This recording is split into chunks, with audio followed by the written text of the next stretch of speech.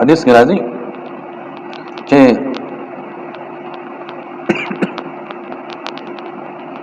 و یو کس بسترې لراشي،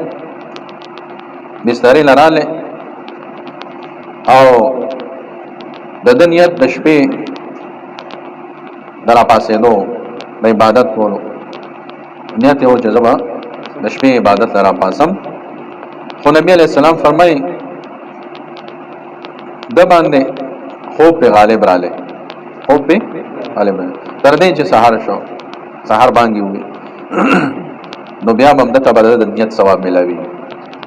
د نیت ثواب ورته ملاو شو او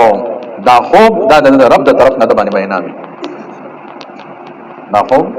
د رب د طرف نه د باندې انعام شو. موفق الذی په خیر اده وجه زما پاسم